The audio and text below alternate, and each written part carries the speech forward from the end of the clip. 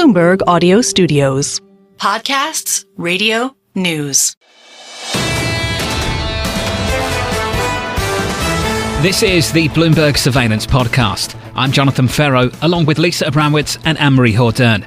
Join us each day for insight from the best in markets, economics and geopolitics. From our global headquarters in New York City, we are live on Bloomberg Television weekday mornings from 6 to 9 a.m. Eastern. Subscribe to the podcast on Apple, Spotify or anywhere else you listen. And as always, on the Bloomberg Terminal and the Bloomberg Business app. Ed Mills of Raymond James joins us now for more. And let's continue the conversation we started with here. The big tariffs on steel and aluminum and whether there will be any carve-outs. What's your base case on that one? I think the base case is no. I think that the base case is that they go up from here, John. And I think you are 100% right saying that there's all these expectations out there that they're not coming. They're coming. And I think it's really instructive to look exactly what happened with the announcements on Canada, Mexico, and China. The Chinese tariffs are in, and then we move away from the kind of Mexico and Canada tariffs, and then we put on a tariff on what is the largest imports from Canada and Mexico on steel. And this was something the Biden administration was doing. One of the things that we're concerned about is the Mexico backdoor, the fact that a lot of Chinese steel goes to Mexico or Canada and then gets imported into the United States without a tariff. So my expectation is that this is happening and it only escalates from here. So if this happens and these stick, 25% on aluminum and 25% on steel by March 12th, what are we supposed to expect when it comes to reciprocal tariffs that Trump says we're going to get in the next day or two? I think that what we're going to see is that what you've seen the administration talk about is that what are the average tariffs? So on the UK, there's an average tariff of 4.5% for U.S. goods. We'll probably put that on the UK. For India, it's 18%. When I've talked to folks within the administration, when I've talked to folks who are the trade experts who worked for him previously, what they always tell me is that as long as the other country is willing to drop their tariffs to match our tariffs, then they don't go into effect. But that's a kind of a push here to make sure that what we get tariffed versus what they pay is exactly the same, Anne-Marie. So Ed, who do you think's lining up to try to drop their tariff first? I don't know if we get that kind of immediately. It does seem like India is top of the list, kind of within the focus of the Trump administration. I am certainly looking to see if kind of Europe is willing to do this. I do think when I've talked to other strategists and other folks who are informing foreign governments, one of the big concerns that I hear from them is that maybe they offer up something and then Trump embarrasses them, which is absolutely part of the negotiating strategy. You look back to 2018, we put steel and aluminum tariffs on in the first Trump administration. Over the next couple of years, Trump worked out deals to remove those tariffs. Look at a deal with Australia. Those now are kind of blown up. If a country makes a deal, can they actually see Trump follow through with this, or does he come on top and do something different, which makes it hard to want to be the first one that lines up and tries to do something to stop this? Ed, the market has been pretty sanguine. Right now, stocks aren't really responding in a significant kind of way. Julian Emanuel of Evercore ISI said this will only actually encourage the president to go further and be more aggressive with tariffs. Do you agree? That's what we saw in the first term, Lisa. We saw that, whenever he was aggressive and the market was okay with that, he doubled down. He tripled down. It was only when the market sold off 10 to 15% where we would get kind of a tweet out there or a statement that there was progress being made. That would be my expectation again. We've entered into a new Trump put on the market, which is let's look at what's going on within the bond market. If we see yields kind of on the long end of the curve really start to blow out, that would be a binding constraint from him. But certainly to the extent that there is not a negative reaction, he feels emboldened. And this is one of the problems with the market right now is that they lived through Trump 1.0 and therefore have this expectation that if it gets bad, he reverses course. And so we're kind of stuck in this feedback loop of no one wants to be the first person to sell because there's going to be a reversal, and therefore people are kind of sticking with this a lot longer than they normally would. But that threat doesn't mean it's gone away. So you think, Ed, that when people realize that these tariffs are for real, that there actually will be a whole host of pressure that maybe we're not seeing right now because people aren't taking things seriously. Is that right? I think that is right, but I would layer in, let's see what else is happening. So in the first term, there was a massive push for deregulation, or that was one of the stories, and that didn't get realized. We've already seen this week a takeover of the CFPB. We have an aggressive action to try to shut that down. That's greater than any regulatory action that was taken in his first term, and we're already only in the first month. So if there is those deregulatory tailwinds, if the Trump tax cuts get made permanent, if they add to those Trump tax cuts, if the dollar remains strong, if exports kind of are rebounding because of these trade kind of restrictions, then the market can hold in there. But if it is tariffs and only tariffs, and we have inflationary pressures, and the 10-year blows out, the Fed is thinking about raising rates, that's when we have the negative market reaction. Ed, appreciate your time, sir. It's good to see you. Ed Mills there of Raymond James.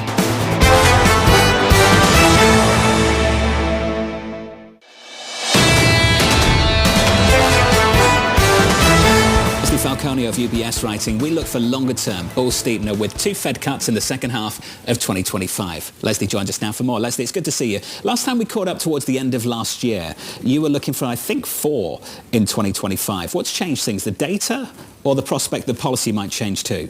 Well, we were looking for 4 prior to the December Fed meeting, and then we actually cut it back to that 2. And obviously, growth was much greater than we expected, and inflation turned out to be a little bit more sticky.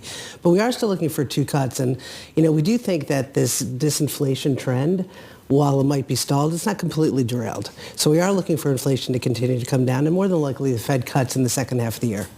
Is it because of policy, though, back to John's question, or is it because just there is more momentum in the underlying economy than a lot of people expected before December of last year? Well, there's definitely more momentum. If you look at some of these GDP growth numbers, if you look at consumer spending in the fourth quarter, even the first quarter, Atlanta Fed now is at like 2.8%. So, and the labor market remains strong. So there is obviously growth has been this much stronger than anticipated. But I think when people say the Fed is on hold, that's priced into the marketplace. I mean, the market this morning is only pricing in about 30, 35 basis points of cuts for 2025. So I think that, hold for longer is there. We just think the market's getting a little bit too hawkish right now, so we're still looking for 2 in the second half. When you talk about a bull steepener, it kind of goes against what we're seeing right now in the market, to your point, and you say that the market's a little bit incorrect with its pricing in of policy staying where it is. There is this belief that in the short term, in 2-year and 5-year types of time frames, you're going to see inflation move up because of tariffs, because of policy, but over the longer term, you'll see inflation come back down, and you'll see this sense of slower growth. Do you reject that narrative, that scenario? I don't. I think the market's doing exactly what we expect it to do. I mean, the bull steepener won't come until the Fed actually cuts. Having this flatter right now is what you would anticipate given, the tariffs that we're seeing, the fact that you mentioned earlier inflation expectations, and the break-evens, which is exactly the floor plan that we saw from Trump 1.0. So what happens is you have these inflation expectations rise, they take the cuts out, 2-year goes up, the curve flattens, but the latter part, when you actually see some of the growth impact, the Fed cuts and you bull steepen. So I think the path is exactly what we would expect. But what if you do see material inflation with all these tariff concerns, but then also a tighter labor market potentially because of what Trump is doing on the immigration front? Is that what could upend your thesis for 2 cuts in the back half of the year? Yeah, we're not looking for a stagflation scenario. I think that, the Fed is going to look at that long-term inflation scenario, which has been, fairly anchored. We don't think that inflation is going to stay as sticky as what people think. We do think this is one-time price increases that the Fed does look through. So we're not thinking right now, from what we've seen, unless it's organically grown, fundamentally consumer-driven inflation kind of reacceleration, we don't think it's going to alter the Fed's path. What are you hoping to hear from Powell today? I don't think we're going to hear very much. I think he's going to be questioned about inflation. There's no question. But remember, even in the December meeting, they pushed their target of 2% from 26 to 27. So they've pushed that out, right? And I think he's explained enough in terms of the recent commentary, which, the last Fed meeting was very, boring in my opinion. He's going to wait for the data. He's going to see what happens in terms of inflation. But I don't think that he's really going to alter his rhetoric that what we saw in the last Fed meeting. When it comes to tariffs, I think a lot of economists would agree with you. A lot of economists on Wall Street that the Federal Reserve would choose to look through any price level impact and see it as a one-off. What would constrain that is an important question, though. And Deutsche Bank say the following: their ability to do so could be constrained if inflation expectations begin to rise and or the labour market re-emerges as an additional source of inflationary pressure. Have we had any evidence of that, seen any evidence of that in the data we got on Friday, on UMich, and in the jobs report? Listen, the wage data that we got on Friday was actually stronger than expected. And I think when you think about the policies as a whole, we don't know the impact of, say, immigration, what that might have on the labor market or inflation. We don't know what some of these policy impacts are going to be. But we're still looking for, in our opinion, the labor market to stay strong and growth to stay above trend. We just don't think it's going to force them to completely, stay on the sidelines. And we especially don't think they're going to force a hike in the near term. Constraining the bias to ease versus forcing a hike are two separate things, I think. Constraining the bias to ease, I think, would be sufficient to spook investors, which is why I think this price action that we got on Friday was so material off the back of what we saw in UMich, together with the wage report, the hotter than expected wages with inflation expectations inching higher, albeit not confirmed by the New York Fed's release yesterday. It's enough, it's sufficient just to keep people on edge. Because there's no reason for the Fed to move. Right now, there has been no data that would really push the Fed off the shelf, where they're very happy to remain out of the fray, out of the political noise, and just saying pretty much nothing and being really boring. And so I think ultimately what you're going to get, and I think that your point is a salient one, which is the removal of the option of cutting or the potential for cutting is enough to spook this market. How much more would have to get priced in, or is that the fully priced scenario at this point? Even spookier if you think growth is slowing. And Neil Dutta of Renmac does. Neil writing this, and I repeated this a little bit earlier, so I'll share it with you again in case you missed it. He thinks growth is slowing. He's worried about that. I was reading his note that he put out yesterday, and he thinks growth is slowing while the Fed is playing a game of chicken with the Trump administration. That's problematic if you believe that's the case. You can tell a different story depending on what sector you look at. He's looking at the housing sector, but you listen to what McDonald's said yesterday. They actually had an okay outlook. You saw a rally because they outperformed based on non-U.S. sales, but they said low-income consumers in the U.S. are still under pressure. And they said the overall market is pretty muted. The low-income segment really is still feeling it, and that is a significant portion of their customer base. So that type of commentary is enough to keep certain people on edge. That's choiceful, translated. That's some real detail. I hate the word choiceful. I hate it too. That's the detail that I think we need to hear from these companies. Leslie, it's good to see you as always. Thanks for being here. Leslie Falconio there of UBS.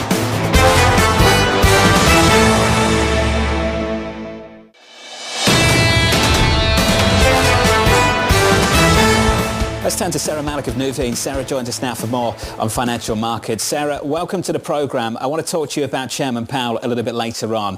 We heard from an economist just there that we could be talking about rate hikes later this year. Would you expect to be having that conversation?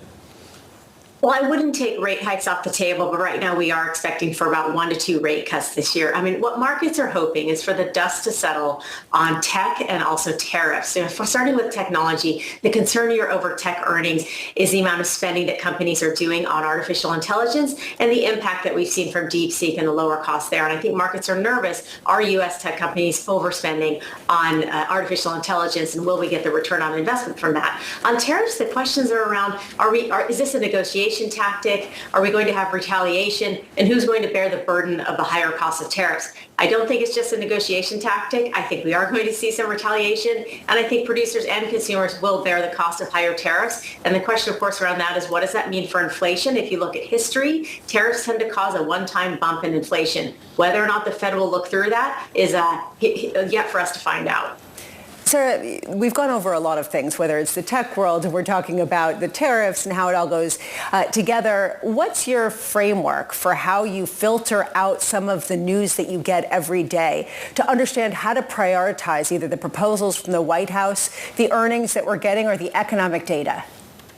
Well, first we focus on fundamentals, and looking at fourth quarter earnings, we're wrapping up earnings season, and they're growing 12% year over year. So the U.S. economy does remain strong. But then you have to look at valuations, and here's an interesting tidbit for this year that I think most investors didn't expect. European markets are outperforming U.S. markets. So why is that? Well, we know European markets are cheaper, but that's because of the tech trade. Europe has much less exposure to tech, and tech has struggled this year. So you're seeing EU outperform the U.S., and that's also due to U.S. valuations. So we need to be conscious of the fact that U.S. markets are trading at a 20% premium. You might say that's deservedly so because of the strength of our economy. But going forward, of course, we have to think about this sticky inflation. What does that mean for the Fed? Can the economy continue to chug along with higher tariffs? Also, thinking about two other factors from the administration, taxes and deregulation, which are pro-growth for the U.S. So areas that we're looking at that we like are small caps. Small caps in the U.S. I think they'll perform better with tax cuts that are more positive for the U.S. economy, and deregulation should open up the M&A markets. That's good for small caps. So looking at those areas of the world where there's valuation support and fundamental support, I think that's going to be increasingly important this year. That's a pretty controversial call, Saira. We've had a lot of people come on the show and say that they really don't like small caps because they have a narrow pathway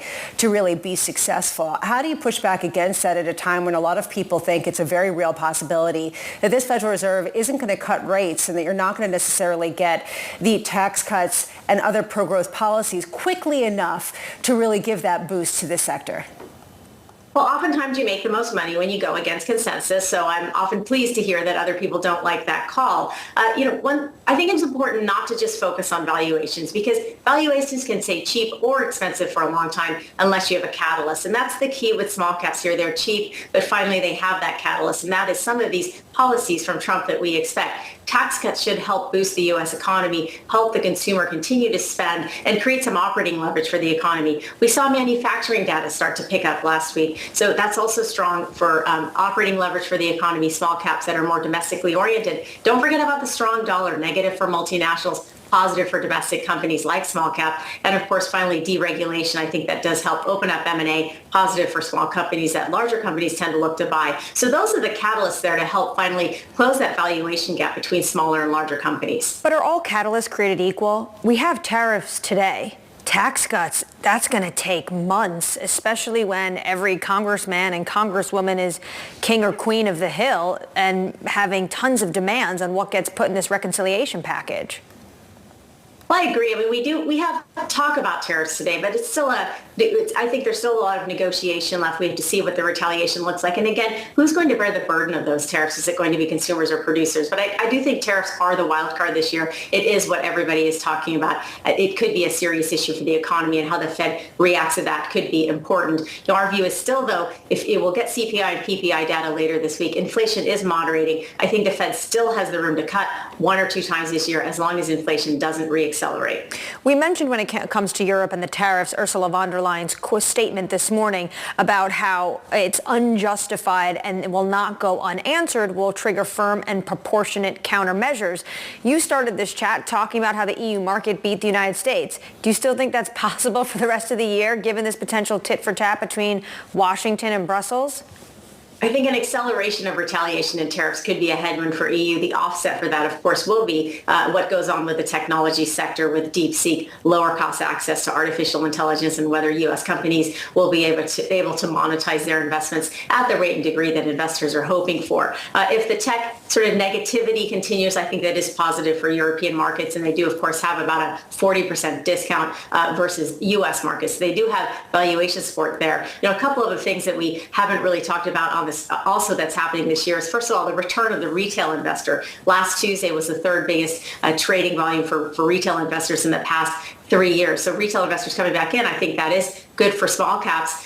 So that's important there. And that also could be another driver for the markets. And then finally, everyone is talking about inflation and worried about it, but look at the 10-year settling now down around the 4.5% level. 10 years also telling you bond markets are a little bit less concerned about inflation. Bond yields have been pretty contained, that's for sure. Saira Malik there of Nuveen.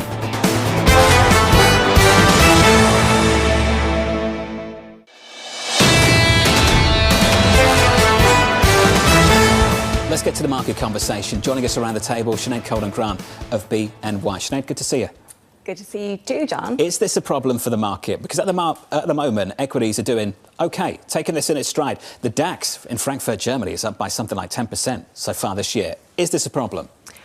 Well, there are a couple of things that I think we need to focus on here. The first is, and our view has always been China would be first when it came to tariffs, and we've seen that. The discussion on tariffs with the EU in particular, think about autos. Not all European autos are actually manufactured in the EU. A lot of them are manufactured here. It is a very big pain point when you consider what's actually happened to, for example, the German car industry, where they've seen such an influx of vehicles from China. They didn't have any tariffs in place, and the industry has, well, let's not say decimated, but it's been very badly hurt as a result.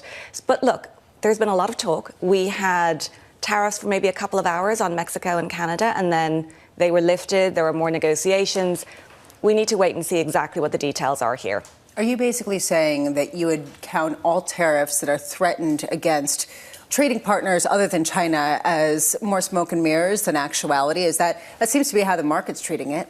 For now, I think that is the appropriate response because the details really matter here, right? They'll have sector impacts, they'll have individual name impacts. But we also want to think through to what it means for inflation potentially and how big of an impact could that be? Because as we've seen and are seeing, the last mile of inflation getting back down to that 2% is really hard. How would you know if this is just a one-time hit or it's more pervasive when it comes to inflation? Because a lot of the criticism for people who say tariffs don't work and it means longer inflation will look back to Trump 1.0 and say, well, the Fed took it on the chin as just a one-time hit. It's complicated. So there are a couple of things that can temper the impact. The first is last time round, we actually saw individual companies decide to take the impact of tariffs in their profit margin. So that's one way it can be dampened. We've got a pretty strong dollar that immediately mutes the impact. And then lastly, if consumers start to buy more domestically produced goods and you see that substitution effect, then the impact of tariffs is lessened. We've covered a lot of ground in the last few minutes or so. Chairman Powell, absent from the conversation for the last 15 minutes. What are you expecting from him on day one and then again on day two? Is this a big event for you? Look, we always listen to what Powell says because sometimes it's not what he says, it's what he doesn't say. The thing that we're really interested in is any commentary around how they're thinking about the timing of cuts. Because, look, they still do have an easing bias. They're going to be more data dependent. And tomorrow's CPI print is going to be really important because, look, a lot of companies just raise prices in January. True. In some ways, maybe tomorrow's more interesting. Once we get that CPI report and then we hear from him in front of the House. How he characterizes it and exactly what the metrics are, what the benchmark is for them to feel confident enough to cut rates. Does he essentially indicate that rate cuts are becoming a more remote possibility in 2025? I'm not going to criticise everyone in the House, but sometimes the questions in the House are of a different calibre to the questions that take place in the Senate. So we've been to there's an upper chamber and there's a lower chamber for a reason. All I know is that we've insulted the French leader, no. the German leader. Not insulting everyone in the House. But then the House, a different caliber. A different caliber. Yes, well, it's look. Chairman French Hill is going to take issue with this tomorrow. No, he's a good friend of mine, and I've got a lot of time for the chairman of the House Financial Services Committee. I'm just talking about the pet projects. Other individuals in the House that have pet projects. Exactly. And so you start asking him about, one program in this town. Yeah, they want to make a YouTube video. Right. And then, send out to constituents. And we all agree. It'll get much worse as we get closer to the midterm elections. So this might be a good one. We'll see. Sinead, appreciate your time. Thank you. This is the Bloomberg Surveillance Podcast, bringing you the best in markets, economics and geopolitics. You can watch the show live on Bloomberg TV weekday mornings from 6 a.m. to 9 a.m. Eastern. Subscribe to the podcast on Apple, Spotify or anywhere else you listen. And as always, on the Bloomberg Terminal and the Bloomberg Business app.